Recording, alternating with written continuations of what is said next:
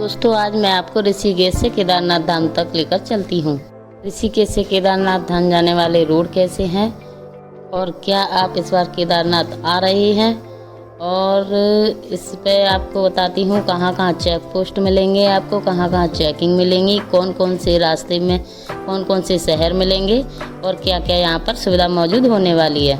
इससे केदारनाथ जाने में हमें कितना समय लगेगा, और मैं आपको बता दूँ ऋषिकेश जाने का तरीका कि आप किस रोड से होकर जाएंगे, और वीडियो को पूरा ज़रूर देखिएगा। जय बाबा केदारनाथ की हाजिरी ज़रूर लगाइएगा। तो दोस्तों अभी मैं ऋषिकेश में मौजूद हूँ और ये रोड है जो ऋषिकेश का तपोवन भूमि चल रही है। तो मैं आपको बता दूँ कि यहाँ से केदारनाथ धाम की दूरी 225 किलोमीटर की दूरी पर है, और इसी रोड से दो रास्ते निकल जाते हैं। तो एक रास्ता गंगोत्री यमुनोत्री के लिए निकल जाता है और एक रास्ता बद्रीनाथ केदारनाथ धाम के लिए निकल जाता है। इसी तरह की बुलेरो यहाँ पर टैक्सी के रूप में चलती हैं, और आप देख सकते हैं यहाँ पर जगह जगह पेट्रोल पंप भी बने हुए हैं। कोई दिक्कत नहीं है, रोड बहुत अच्छा बना हुआ है। आगे की ओर चलते जाइए। ऋषिकेश से 72 किलोमीटर की दूरी पर देवप्रयाग है, और ऋषिकेश से देवप्रयाग तक बहुत ही अच्छा रास्ता यहाँ पर बना हुआ है। तो अब हम पहुँच गए हैं कुड़ियाला। तो यह ब्रिज जो आप देख रहे हैं, यहाँ पर उत्तराखंड के मूवी की कुछ शूटिंग और गानों की शूटिंग भी चलती रहती है। तो ये ब्रिज बहुत ही अच्छा ब्रिज बना हुआ है, आप देख रहे हैं। ये जो नज़ारा आप देख रहे हैं तो ये है गंगा जी का नज़ारा, और आप देखिए कितनी स्वच्छ एवं बढ़िया गंगा जी यहाँ पर दिखाई दे रही है। ये नज़ारा कितना खूबसूरत है। तो अब हम चलते हैं देवप्रयाग की तरफ, और आप देख सकते हैं सुबह का टाइम है तो हमें बिल्कुल भी भीड़ भाड़ नहीं देखने को मिल रही है। इस रोड की कंडीशन बहुत ही अच्छी बनी हुई है, आप देख रहे हैं। लेकिन कुछ कुछ जगह पे ये रोड टूटी पड़ी हुई है, क्योंकि यहाँ पर लैंडस्लाइड हो जाते हैं। तो लैंडस्लाइड होने की वजह से ये रोड टूट जाती है, और बाकी का रोड यहाँ पर बहुत ही अच्छा बना हुआ है। तो अब हम चलते हैं तोता घाटी की तरफ। तो आप देख सकते हैं रोड कितना A1 बना हुआ है, और अब हम पहुँच चुके हैं यहाँ पर। आप देखिए कितना खूबसूरत नज़ारा ये है हमारी तोता घाटी। तो आप देख सकते हैं ये व्यू यहाँ का बहुत ही सुंदर दिखता है। यहाँ का नज़ारा बहुत ही सुंदर नज़ारा है। तो आप देखिए मेरी वीडियो के माध्यम से। और ये जो बस जा रही है, तो इस तरह की बसें आपको यहाँ से ऋषिकेश टू केदारनाथ देखने के लिए मिलेंगी। यही बसों से यात्री यहाँ पर यात्रा करते हैं। गंगोत्री और यमुनोत्री के लिए भी ऐसी ही बसें यहाँ पर जाती हैं। थोड़ा आगे आ चुके हैं तो यहीं पर वो ऋषिकेश वाली सारी बसें यहाँ पर रुकती हैं। तो यहाँ पर सभी लोग थोड़ा रेस्ट लेके अपना लंच करके आराम से थोड़ा तब आगे की ओर यात्रा का शुभारंभ करते हैं। ये पॉइंट बहुत ही खास है, जो कि देवप्रयाग की एंट्री से पहले ही यहाँ पर ढाबे वगैरह आपको मिल जाएंगे। तो अभी हम थोड़ी बहुत देर में देवप्रयाग पहुँचने वाले हैं। अब हमने देवप्रयाग में एंट्री कर ली है, और आप देखिए यहाँ पर कितना अच्छा नज़ारा है। ये अलकनंदा नदी और भागीरथी नदी का संगम है यहाँ पर। तो आप देख सकते हैं इस वीडियो के माध्यम से। ये देखिए यहाँ कितना अच्छा नज़ारा है। मैं आपको ये व्यू दिखा रही हूँ। तो यहाँ पर ये भीड़ हमेशा ऐसी ही बनी रहती है। तो आप देख सकते हैं कितना अच्छा नज़ारा है। ये अलकनंदा नदी और भागीरथी नदी का संगम होता है। यहाँ पर लोग आते हैं तो आराम से गंगा स्नान भी करते हैं, और फिर आगे की ओर बढ़ते हैं। तो आप आगे की ओर बढ़ रहे हैं। यहाँ से देवप्रयाग से 36 किलोमीटर की दूरी पर है श्रीनगर। श्रीनगर भी काफ़ी बड़ा शहर है, तो मैं आपको श्रीनगर भी दिखाऊंगी। और यहाँ पर आप देख सकते हैं यहाँ की रोड कंडीशन भी थोड़ी बहुत अभी ख़राब बनी हुई है। यहाँ पर लैंडस्लाइड होती रहती है, तो इस कारण से रोड यहाँ पर जल्दी जल्दी टूट जाता है, और ज़्यादा ख़राब नहीं है। जगह जगह पर कहीं कहीं ख़राब पड़ा हुआ है। श्रीनगर जाने वाला रास्ता भी लगभग अच्छा बना हुआ है। ये जो आप देख रहे हैं अलकनंदा नदी है, और श्रीनगर भी काफ़ी बड़ा शहर है। हम फिलहाल पहुंच गए हैं श्रीनगर। तो आप देख सकते हैं श्रीनगर भी बहुत बड़ा शहर है। यहाँ पर यूनिवर्सिटी कॉलेज वगैरह सभी चीज़ मौजूद हैं। ऋषिकेश से आते हैं तो ये ही नहीं पता लगता कि यहाँ पर भी एक इतना बड़ा शहर मौजूद है। अगर ऋषिकेश से आगे बढ़ते हैं तो ऋषिकेश और रुद्रप्रयाग के बीच में एक लैंडस्लाइड जोन आता है, जो कि हमेशा शुरू से ऐसा ही है। लगभग 1 किलोमीटर का रास्ता खराब रहता है। अब हम बढ़ते हैं थोड़ा सा आगे की ओर। तो आप देख सकते हैं ये कि श्रीनगर से 33 किलोमीटर की दूरी पर रुद्रप्रयाग है। इससे पहले हम आ चुके हैं यहाँ पर धारी देवी मंदिर। तो आप यहाँ से प्रसाद वसाद लेके आप माता रानी के दर्शन भी कर सकते हैं। अब यहाँ से थोड़ी दूरी पर रुद्रप्रयाग आ जाएगा। अभी मैं रोड पर उस पॉइंट पर हूँ जहाँ से दो रास्ते हैं। तो ये सीधा एरो का निशान आपको दिख रहा है, ये सीधा बद्रीनाथ धाम जाएगा, और ये इधर साइड में एरो का निशान जो आ रहा है वो सीधा केदारनाथ जाएगा। दोनों रास्ते अलग अलग हैं, तो अगर हम इधर की साइड से जाते हैं तो यहाँ पर हमें रुद्रप्रयाग सिटी नहीं मिलेगी और हम बाईपास से होकर निकल जाते हैं। अगर हम बद्रीनाथ जाते हैं तो हमें रुद्रप्रयाग के शहर से होकर निकलना पड़ता है। ये जो सामने आप बोलेरो देख रहे हैं, ये बोलेरो ऋषिकेश और हरिद्वार से चलते हैं, तो इन माध्यम से आप यात्रा कर सकते हैं। लेकिन ये डायरेक्ट सोनप्रयाग तक नहीं जाते हैं, तो आपको टुकड़ों टुकड़ों में सोनप्रयाग पहुंचना होगा। अगर आप इस बस के माध्यम से यात्रा करते हैं तो आप हरिद्वार से सीधे सोनप्रयाग तक आ सकते हैं, जिसका किराया 800 से 1000 रुपये तक है। सभी जगह पर पेट्रोल पंप की सुविधाएं भी मौजूद हैं। तो यहाँ से लगभग 10 किलोमीटर की दूरी पर तिलवाड़ा आ रहा है। तो अभी हम तिलवाड़ा में मौजूद हैं। यहाँ से एक रास्ता डाइवर्ट होता है टिहरी के लिए।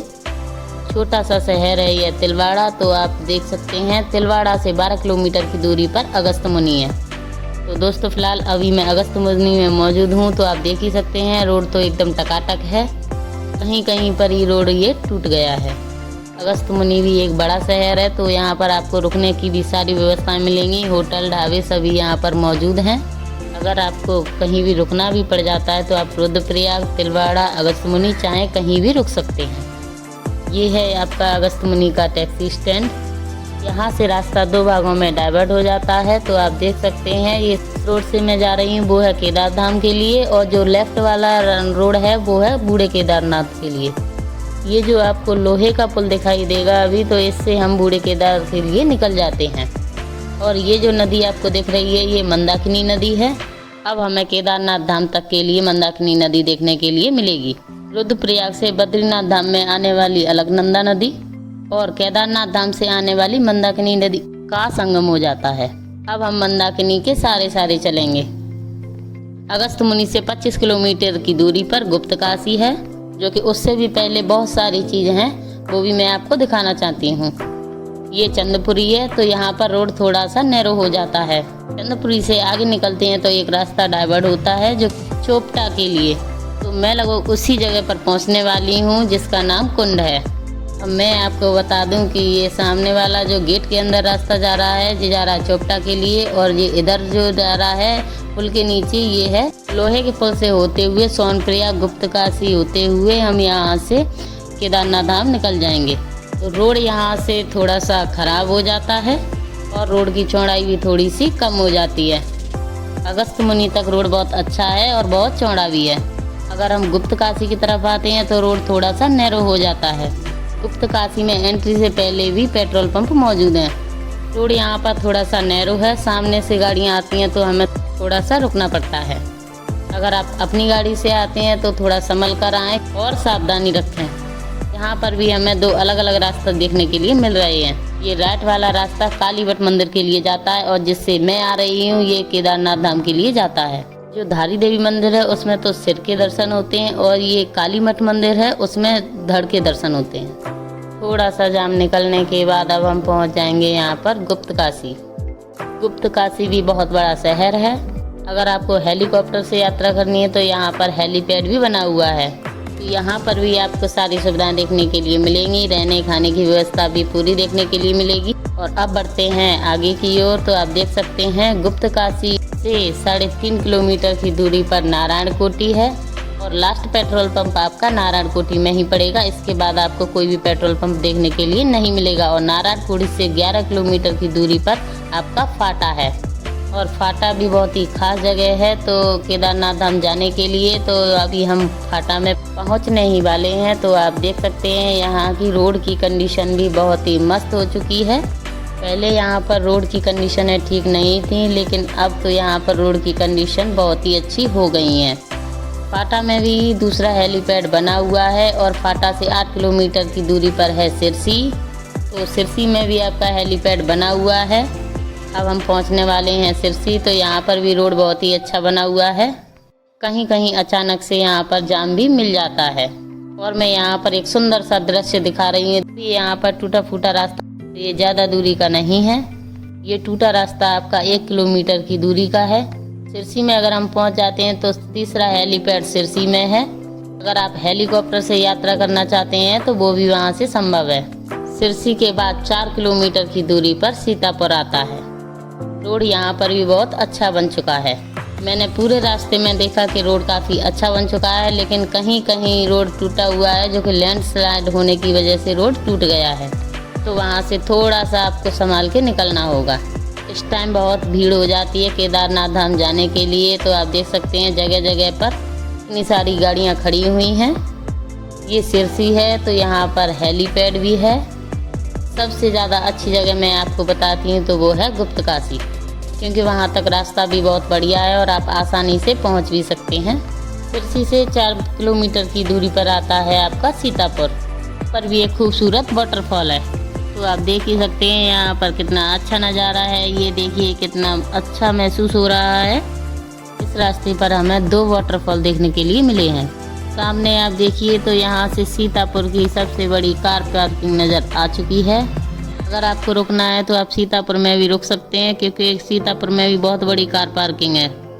अब यहाँ से 3 किलोमीटर की दूरी पर सोनप्रयाग है। सामने आप देख रहे हैं तो सोनप्रयाग की कार पार्किंग नज़र आ चुकी है। यहाँ पर भी रोड थोड़ा नैरो है। यहाँ से अब हम सामने की ओर जा रहे हैं। तो यहाँ पर अब हम पहुँच चुके हैं सोनप्रयाग, और सोनप्रयाग में आगे की ओर बढ़ रहे हैं। अभी फ़िलहाल यात्रा शुरू नहीं हुई है, तो यात्रा शुरू हो जाएगी तो यहाँ पर हमें काफ़ी भीड़ देखने के लिए मिलेगी। सोनप्रयाग में भी रुकने के लिए काफ़ी सारे होटल बन चुके हैं, तो यहाँ पर भी आप आराम से रुक सकते हैं। हम सोनप्रयाग से जाएंगे गौरीकुंड, और गौरीकुंड से जाएंगे सीधे केदारनाथ